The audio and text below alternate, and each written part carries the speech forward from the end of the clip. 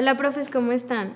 La verdad es que tengo una consulta. ¿Ustedes podrían orientarme? Claro que sí, Victoria. Cuéntanos en qué te podemos colaborar. Profes, tengo una sustentación de termodinámica sobre las alteraciones del sistema respiratorio en pacientes con neumonía por broncoaspiración y quiero orientarme en los principios termodinámicos y además pudiera incluir los anatómicos y fisiológicos de este tema. Claro que sí, Victoria. Para dar respuesta a tu pregunta, es necesario entender desde un punto de vista anatómico y fisiológico qué sucede en los casos de neumonía por aspiración. Lo principal es definir qué es una neumonía por aspiración, la cual es una lesión del parénquima pulmonar causada u ocasionada por una entrada a la vía aérea superior o a las vías respiratorias superiores de una sustancia extraña, la cual puede ser un líquido, un gas o un sólido. Adicionalmente, Victoria, hay que tener en cuenta que las manifestaciones clínicas en el paciente se van a ver reflejadas de acuerdo a ese tipo de sustancia extraña que acabamos de mencionar y la gravedad o la magnitud de sus signos y síntomas será de menor a mayor de acuerdo a ese tipo de sustancia. Profe Natalia, ¿y cuáles son las causas más comunes? Las más comunes se relacionan con alteraciones morfológicas de la vía aérea superior, es decir, de la laringe y de la tráquea. Entre ellas podemos encontrar parálisis de las cuerdas vocales, atresia esofágica, la cual es un defecto o una anomalía congénita muy frecuente en los pacientes pediátricos. También entre ellas destacamos la fístula traqueoesofágica, la cual es una comunicación inusual entre la tráquea y el esófago. Asimismo, también encontramos otras causas muy comunes, como lo es alteraciones en el mecanismo de la deglución, que se conoce como disfagia. En estos tipos de anomalías congénitas que acabamos de mencionar y asimismo la disfagia se va a caracterizar principalmente por la imposibilidad de tragar o de deglutir alimentos, bien sea líquidos o sólidos. Esto va a repercutir en la vía aérea superior y por supuesto posteriormente en la vía aérea inferior. Asimismo, las manifestaciones clínicas serán directamente relacionadas con el grosor o la alteración morfológica que tengan estas estructuras y se puede ver evidenciado en las diferentes fases de la deglución, iniciando por la fase oral, que es la voluntaria. Profe, ¿y entonces morfológicamente qué función cumple la laringe en la broncoaspiración? El papel que tiene la laringe en la vía aérea superior es muy importante y justamente cuando éste se altera o tiene algún tipo de anomalía es cuando encontramos estos errores que pueden llevar a una neumonía por aspiración. Empecemos por la protección de la vía aérea superior, la cual es de las más importantes de la laringe. Cuando nosotros estamos tomando el aire, la laringe permite el paso de este a través de sus diferentes estructuras hacia la vía aérea inferior. Este mecanismo se logra justamente a través de un cierre laringio, con un movimiento en el cual la laringe se dispone hacia arriba y hacia adelante, permitiendo que haya una protección adicional a la vía aérea superior. Asimismo, la laringe es la encargada de mantener el esfínter esofágico superior relajado durante el paso de los alimentos, es decir, durante la deglución. Es preciso recordar que la laringe tiene una inervación tanto sensitiva y una inervación motora. De esta manera también será necesario que ocurra una coordinación entre la faringe y la laringe para que pueda ocurrir bien el mecanismo de deglución. Para esto será necesario la inervación de dos pares craneales. El primero de ellos es el noveno par, que es el glosofaringeo, el cual inerva al tercio posterior de la lengua, al paladar blando y adicionalmente a la faringe. Pero también por otra parte tenemos el décimo par craneal, el cual es el nervio vago, el cual tiene funciones autonómicas muy importantes y que son complejas para este sistema. La importancia de la laringe es que ella actúa como una válvula bidireccional, es decir, a través de dos mecanismos. Uno de ellos es la contracción de las cuerdas vocales. Cuando esto ocurre, permite el paso o el ingreso del aire hacia la vía aérea superior como una válvula de entrada. Otro de los mecanismos es cuando se contraen las cuerdas vestibulares. Esto permitiría que haya un cierre de la laringe, es decir, que haya una válvula de salida, y esto favorecería tanto el mecanismo de expectoración así como el aumento de la presión en la vía aérea superior. En conclusión, Victoria, cuando existen incoordinaciones faringolaringeas, podría ocasionar asimismo la apertura de la laringe durante la deglución, lo cual podría llevar hacia una neumonía por aspiración. Profe, ¿y podríamos recapitular lo que llevamos hasta ahora, por favor? Hasta el momento hemos logrado reconocer la importancia de las estructuras de la vía aérea superior en la protección de la vía aérea inferior. Si los mecanismos descritos por la doctora Natalia son insuficientes, el contenido orofaríngeo o gástrico puede ser aspirado hacia los bronquios e incluso llegar hasta los alvéolos. Esto desencadena una respuesta inflamatoria que ocasiona la destrucción de las unidades alveolocapilares. Adicionalmente, ocurre la inoculación de microorganismos que provienen de la flora orofaríngea y esofágica.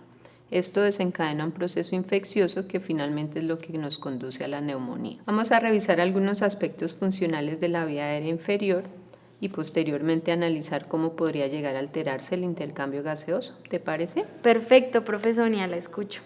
Si nos ubicamos en la tráquea, podemos ver que ésta se divide.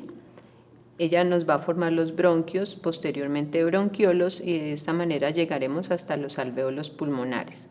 Allí, cuando llega el aire, este participa del intercambio gaseoso con la sangre proveniente de los capilares. Entre los alvéolos y los capilares existe una membrana que se conoce como la membrana hematogaseosa o hematoaérea. Esta tiene varios constituyentes y tiene un grosor aproximado de 0.5 micras. Como podemos ver, es algo muy delgadito. Allí entonces encontramos las células epiteliales del alvéolo unidas a la membrana basal. Encontramos un pequeño espacio intersticial y el endotelio que constituye la pared del capilar. Siempre y cuando haya una buena ventilación, pues el intercambio de oxígeno y dióxido de carbono va a ocurrir allí con bastante facilidad. A este proceso de intercambio de gases le llamamos hematosis, y los diferentes factores que pueden influir en este proceso se relacionan a través de la ley de Fick. Esta ley relaciona condiciones propias de los gases, como lo son su solubilidad y el gradiente de presión con el cual cada uno se encuentra a cada lado de la membrana. Adicionalmente, considera propiedades de la membrana como lo son su grosor y su área. De esta manera podríamos decir que la hematosis es determinada de manera directa por la difusibilidad del gas, por el gradiente de presión y por el área de superficie que tenga la membrana. Y podríamos ver una relación inversa con lo que corresponde al grosor de esa membrana, de tal manera que si esa membrana se engrosa, pues la difusión de los gases va a ser menor. Entonces eso se refiere a las condiciones fisiológicas, pero ¿cómo se altera la hematosis en la neumonía por broncoaspiración? La presencia de micropartículas en el líquido aspirado puede generar una lesión dependiendo de su tamaño y de la capacidad de ser fagocitadas. Quienes fagocitan estas micropartículas son los macrófagos, los cuales entran a ocupar el espacio intraalveolar.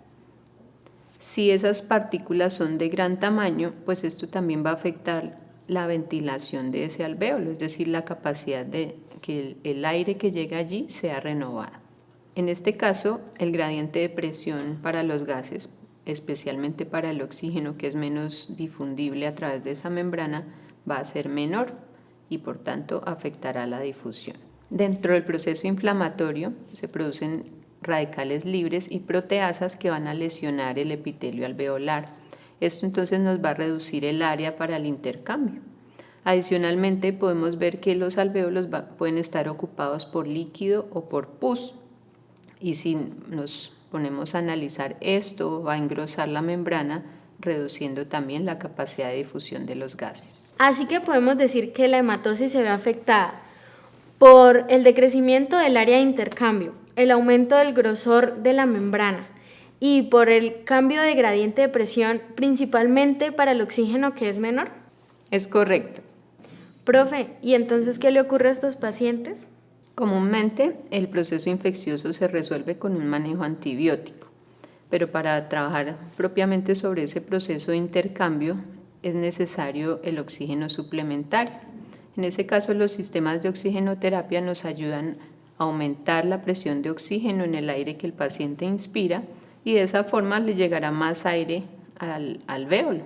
Esto aumentará el gradiente de presión y favorecería entonces el intercambio gaseoso. Si la hipoventilación es grave y el paciente requiere demasiado esfuerzo para respirar, es probable que requiera adicionalmente un soporte con ventilación mecánica, pero esto no ocurre en todos los casos. Comprendo, profe. Y ahora el reto es cómo aplicamos los conceptos termodinámicos en esta situación. Así es, el ingeniero puede orientarnos en este tema. Adelante, Manuel. Gracias, profe Sonia. Bien, hasta ahora hemos entendido el comportamiento del sistema desde la anatomofisiología. Ahora vamos a pasar a la parte termodinámica, ¿de acuerdo? Sí, profe, ahora entiendo cómo se relacionan los conceptos anatómicos con los fisiológicos en el proceso respiratorio, pero ahora me falta entender cómo incluir la parte de termodinámica. Bien, tenemos que entender el sistema respiratorio de la cavidad abdominal como un sistema cerrado y abierto dependiendo de la fase inspiratoria.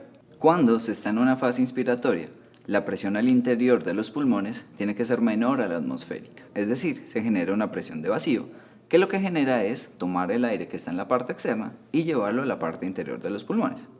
Ahora, cuando hacemos la fase contraria, que es la expiración, el flujo que está dentro de la cavidad abdominal y la cavidad respiratoria sale por medio del sistema respiratorio de la parte superior y se igualan las presiones. ¿En dónde se iguala? Cuando hemos terminado la fase expiratoria.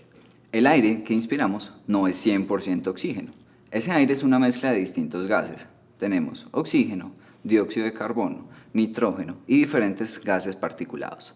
Veamos de esta tabla cuáles son los componentes que generan ese volumen de aire. Bien, Victoria, si vemos esta tabla tenemos tres regiones distintas: el aire inspirado, el aire a nivel alveolar y el aire expirado, o conocido como alveolar más espacio muerto. Dentro de estas concentraciones de los gases que hablé, vamos a ver cómo varían en términos de cada una de esas etapas del ciclo respiratorio. En el aire inspirado, es decir, cuando hacemos la inspiración, tenemos que el oxígeno tiene un porcentaje alrededor del 20%, el N2 un porcentaje del 78%, dándonos un restante aproximado de 0,54% de H2O y de CO2. Cuando estamos en esa región alveolar, es decir, la región donde ocurre ese intercambio gaseoso, vemos cómo decrece esa concentración de oxígeno pasando del 20 al 13%. Vemos cómo decrece esa concentración de nitrógeno pasando de un 78 a un 75%. Y lo que es importante ver de esta etapa es cómo se incrementa esa concentración de CO2, pasando de menos del 1% al inicio a un 5,27%. Por último, en esa fase de aire expirado, cuando analizamos sus concentraciones, vemos que el oxígeno subió de 13% a 15,26%, que ese nitrógeno se mantuvo con una leve pérdida, 75,13% en la etapa final, y como ese CO2 reduce también su concentración de 5,27% a 3,42%. Nota, Victoria, entonces como la concentración de H2O pasa de 0,5% en esa etapa inspiratoria a una concentración de 6,19 en la etapa de aire alveolar y se mantiene en 6,19 en la parte final, es decir, en esa parte expiratoria.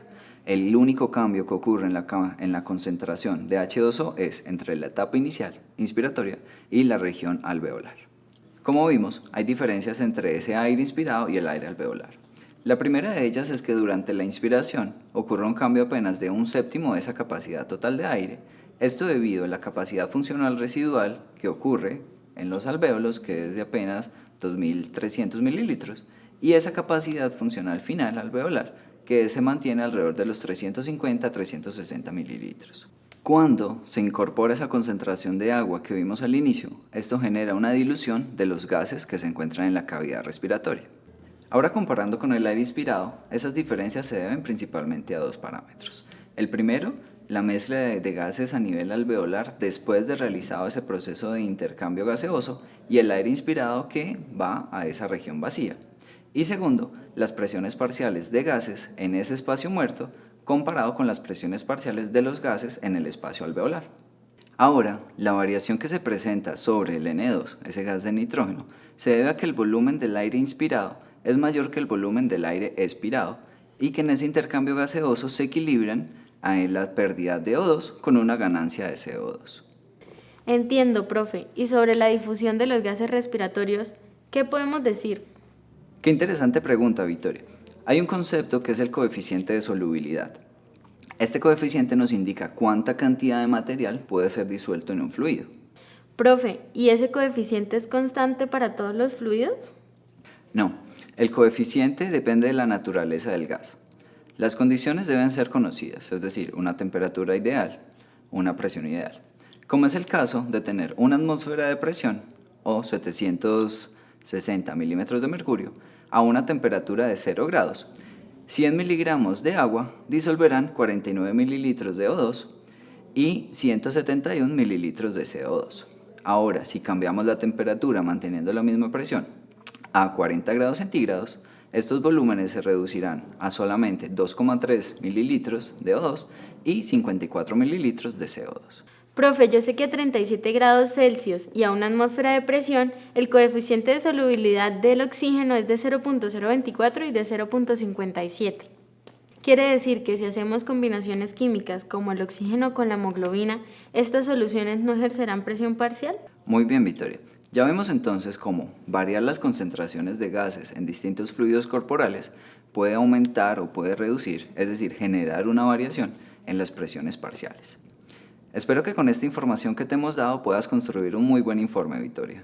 Muchas gracias, profes. Ha sido muy útil la información. Espero hacer un excelente informe.